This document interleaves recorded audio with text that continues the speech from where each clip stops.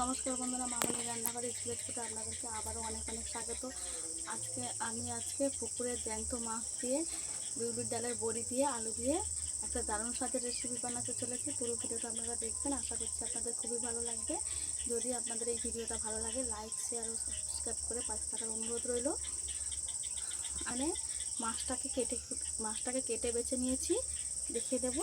এই যে এই মাছটাকে আমি কেটে নিয়েছি, এইগুলো মনোপিয়া মাছ, কেউ আবার তেলাপিয়াও বলে। বড়ি নিয়ে নিয়েছি, বিউলির ডালের বড়ি, এটা বাড়িতে বানানো হয়েছিল। কেটে নিয়েছি, টমেটো আর আদা কেটে নিয়েছি। মাছের গায়ে লবণ মাখিয়ে দেব, হলুদ গুঁড়ো দিয়ে দেব। এবার লবণ হলুদ ভালো করে মাখিয়ে নেব। মাছটাকে আগে আমি কেটে জল ঝরিয়ে নিয়েছিলাম।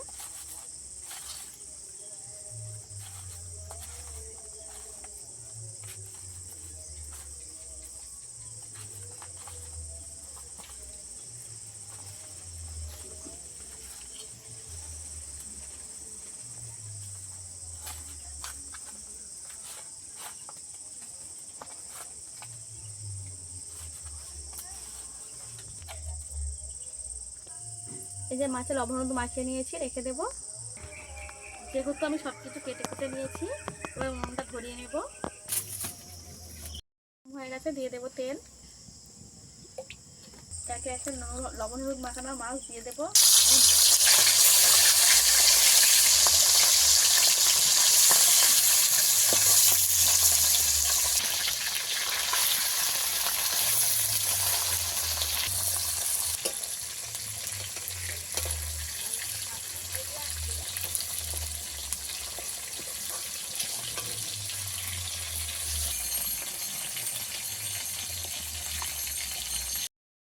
মাছগুলো ভালোভাবে উল্টে পাল্টে ভেজে নেব।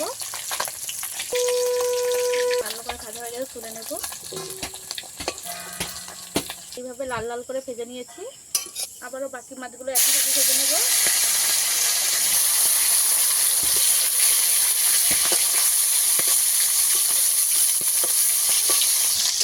মাছগুলো একবার উল্টে দেবো।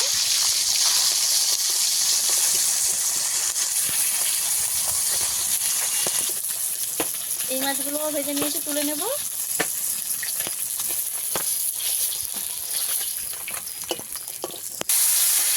এই মাছগুলো ভেজে নিলেই সব মাছ ভাজা হয়ে যাবে। এই মাছগুলো ভাজা হয়ে গেছে, তুলে নেব। সব মাছ আমি এইভাবে ভেজে নিয়েছি, এটাকে ভেজে নেব।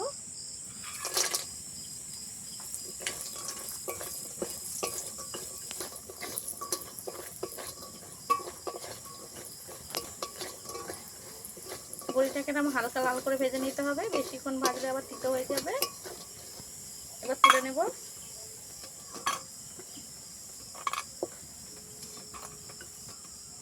কড়ার মধ্যে আরেকটু তেল দেব।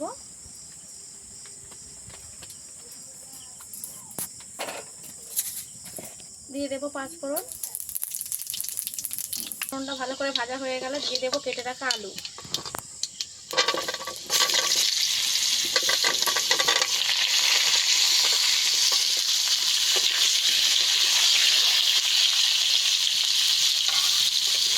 আলুটাকে কিছুক্ষণ ভালো করে ভেজে নেব। লবণ দিয়ে দেব।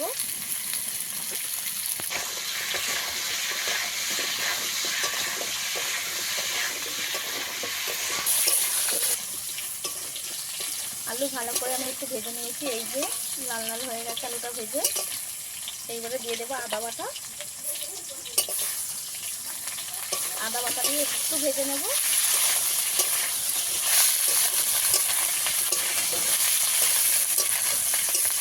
আদা দিয়ে আমি কয়েক সেকেন্ড ভেজে নিয়েছি। গোটা ধনে বেটে নিয়েছিলাম, সেটা দিয়ে দেব।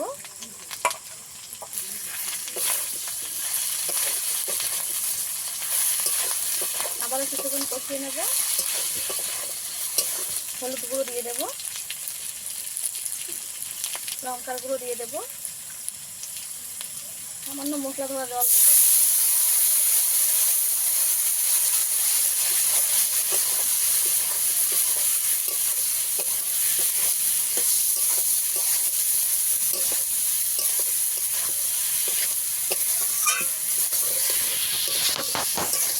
মিনিট দিয়ে ভালো করে কষিয়ে নেব।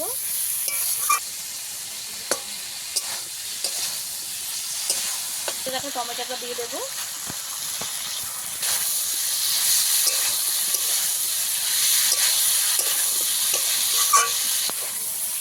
এটা ভালোভাবে কষিয়ে নিয়েছি। আলু প্রায় সেদ্ধ হয়ে গেছে কষাতে কষাতে। এবারে জল দিয়ে দেবো, পরিমাণ মতন জল দেবো।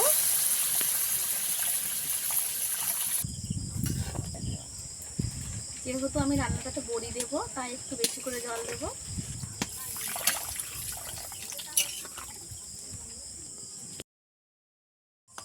সব কিছু ভালোভাবে সেদ্ধ হয়ে গেছে। আমি বড়িটা একটু আগে দিয়ে দিয়েছিলাম অফ ক্যামেরায়। এবারে ভেজে রাখা মাছ দিয়ে দেবো।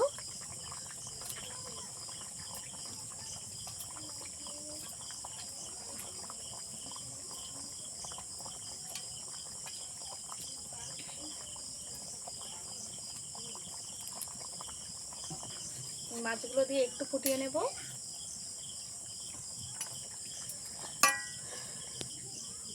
জিরে দিয়ে দেবো, গোটা জিরে বেটে রেখেছিলাম এটাই দিয়ে দেবো।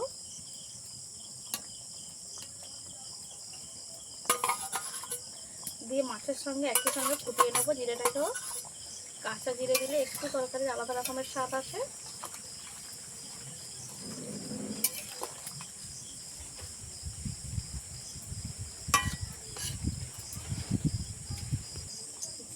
কিছুক্ষণ ফুটে নিয়েছিলাম। এই যে আলুগুলো সব সিদ্ধ হয়ে গেছে। টমেটোগুলো একটু কেটে দেবো, টমেটোও ভালোভাবে সেদ্ধ হয়ে গেছে। এই রান্নাটা একদম আমার রেডি হয়ে গেছে। আমরা তো সবসময় মনোপিয়া মাছ কিংবা তেলাপিয়া মাছের ঝাল খেতেই ভালোবাসি। একবার এইভাবে ঝোল বানিয়েও খেয়ে দেখবেন, খুবই ভালো লাগে। তার সঙ্গে তো এরকম বড়ি থাকে।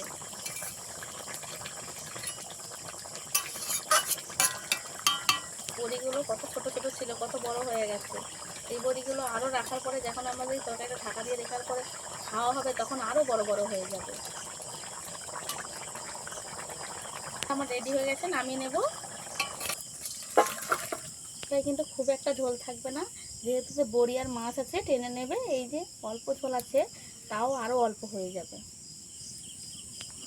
পুকুরের এই মনোপিয়া মাছের এই রেসিপিটা আপনাদের কেমন লেগেছে, এই মাছের ঝোলের রেসিপিটা অবশ্যই আপনারা কমেন্টে জানাবেন। আর যদি ভালো লাগে অবশ্যই লাইক কমেন্ট শেয়ার করতে একদম ভুলবেন না। আর যদি কোনো নতুন বন্ধু হয়ে থাকেন অবশ্যই আমার চ্যানেলটা সাবস্ক্রাইব করে আমার পাশে থাকার অনুরোধ রইল। আজকে ভিডিও এই পর্যন্তই, দেখা হচ্ছে নতুন কোনো ভিডিও নিয়ে।